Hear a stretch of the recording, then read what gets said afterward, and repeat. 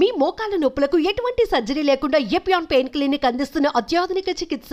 Suman TV ప్రేక్షకులకు నమస్తే and welcome to my show from the bottom of the heart. 48 సంవత్సరాల తన సుదీర్ఘ చలనచిత్ర జీవితంలో హీరోగా, విలన్గా, కమెడియన్గా, క్యారెక్టర్ యాక్టర్గా, పౌరాణిక, జానపద, చారిత్రాత్మక పాత్రలను పోషించి ప్రామాణిక నటనకు పాఠ్యాంశంగా ఒక నిఘంటువుగా ఎదిగినటువంటి వ్యక్తి ఎవరు? ఆయన మరెవరో కాదు, పద్మశ్రీ డాక్టర్ మంచు మోహన్ బాబు గారు అనే విషయం మీకు అర్థమైపోయి ఉంటుంది. ఎలా ఉన్నారు సార్? ఎలా కనిపిస్తున్నాను చెప్పు ప్రభు.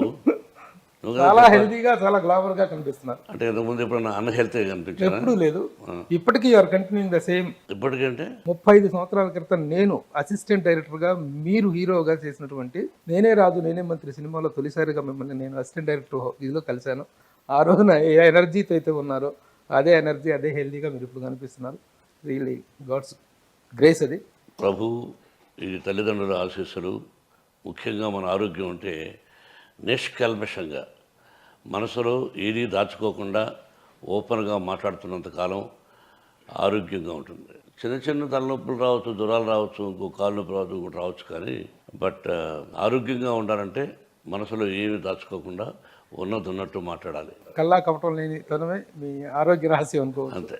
మార్చి 19th మీ బర్త్డే అనేటువంటిది ఎప్పుడు కూడా మీ శ్రీ విద్యా నికేతన్ స్కూల్లో నేను నిర్వహిస్తుంటారు. ఎన్ని సంవత్సరాలుగా చూస్తున్నా కూడా మీ బర్త్డే వేరే చోట జరగడం అనేది ఇంతవరకు నేను చూడలేదు. పర్టికులర్ రీజన్ ఏంటంటే, ప్రభు, పుట్టినరోజు జరుపుకోవాలనే కోరిక, ఆశ లేదు నాకు. నేను నటుడైన తర్వాత 1975 నవంబర్ 22 స్వర్గనరకం. 76 గవకని ఎవరో నీ పుట్టినరోజు ఎప్పుడే అన్నారు. నా పుట్టినరోజు అని గుర్తులేదే అని నాన్నగారిని అడిగాను. మార్చి 19th అన్నారు. సంవత్సరం ఇప్పుడు అక్కర్లేదనుకో, ఏ సంవత్సరం అయితే ఉంది, ఎవరు ఓహోకో వాళ్ళు అనుకొని సరే అందరూ సెలబ్రేట్ చేసుకుందాం అనుకుంటే ఫస్ట్ విజిపి గార్డెన్లో సెలబ్రేట్ చేసుకున్నా 1976. 6 నెలల తర్వాత. సరే అలా ప్రారంభమై కొద్దివరకు అర్థమైంది, సక్సెస్ ఉంటే ఒక విధంగా ఉంటారు నిర్మాతలు కానీ, చుట్టుపక్కల ఉండేవాళ్ళు కానీ, ఆ బిహేవియర్లు అవి అంటూ ఉంటాయి.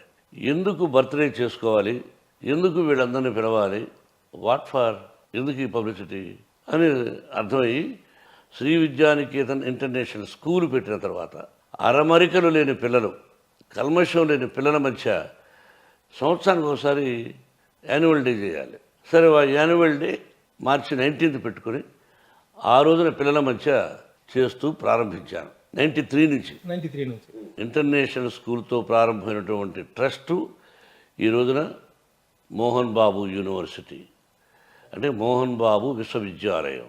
తెలుగులో నన్ను కులపతి అంటారు, ఇంగ్లీష్లో ఛాన్సలర్ అంటారు, మీ అందరికీ తెలిసిందే.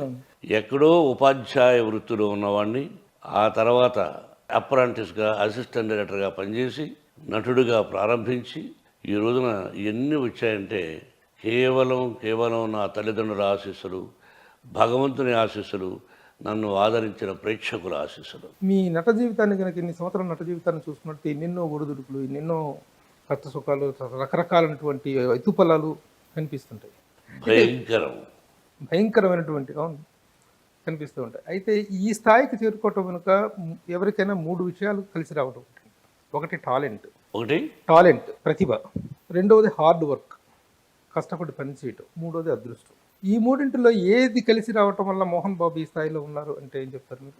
ఫస్ట్ది హార్డ్ వర్కే.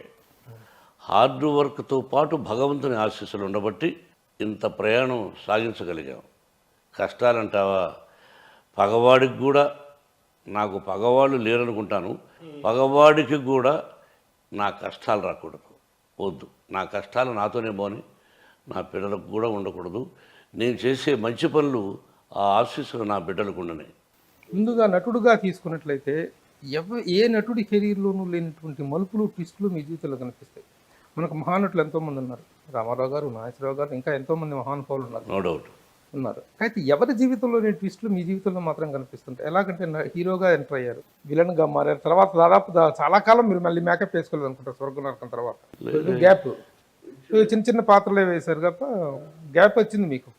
చిన్న పాత్రలు అంటే బయట ఎక్కడ తెచ్చేదమ్మా? చేయలేదు. చిన్న పాత్రలు అంటూ చేయలేదు. గురువు గారి దగ్గర సరదాగా ఇది చేస్తావా, ఇది చేస్తా తప్ప బయట కంపెనీలో ఎక్కడ మనం చేయలేదు. ఆ తర్వాత భలే దొంగలు దొంగలతో ఒక తారా స్థాయికి తీసుకెళ్ళేది కృష్ణ గారు నేను. చక్కెర పేరక్క అంటూ ఒక మేనరిజం చక్కెర మీద రక్క అన్నాను. విపరీతమైన పాపులారిటీ ఆ మేనరిజానికి.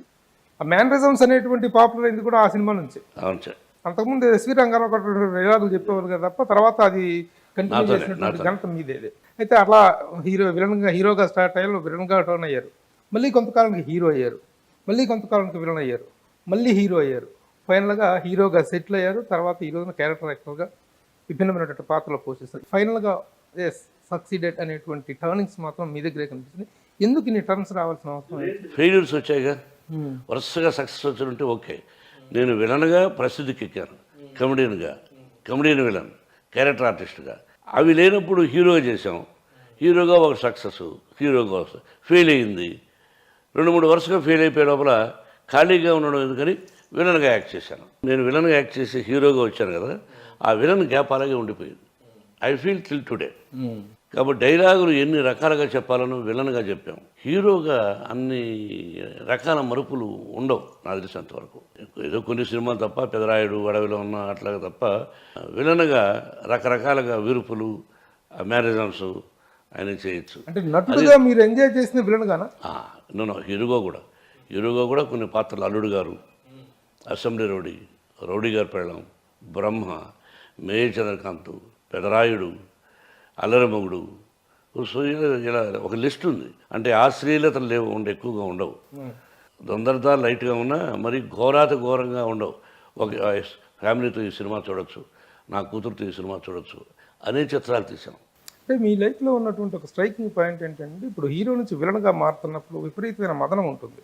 వచ్చి విలన్ పాత్ర చేయాల్సి వచ్చింది, మళ్ళీ అదొక ఫాల్గా ఫీల్ అవ్వటం. హీరో క్యారెక్టర్ నుంచి మళ్ళీ విలన్కి రావటం అంటే ఒక ఫాల్గా, ఒక డౌన్ అయిపోయినట్టుగా ఫీలింగ్. మీరు ఎలాంటి మానసిక సంఘర్షణ అనుభవించే వాళ్ళ రోజుల్లో?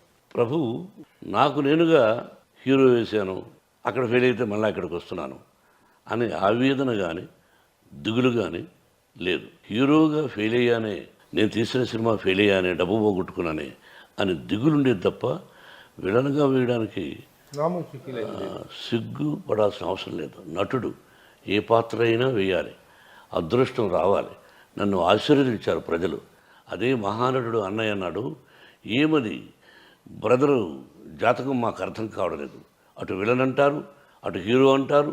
మన ఆంధ్ర ప్రేక్షకులు వారిని విలన్గాను, హీరోగాను అన్ని రకాల పాత్రలు వారికి ఆశీర్విస్తూ అందజేశారు అని ఆశ్చర్యపోతుంటాడు. అన్నయ్య నాగేశ్వర కూడా చెప్పిన సందర్భాల్లో.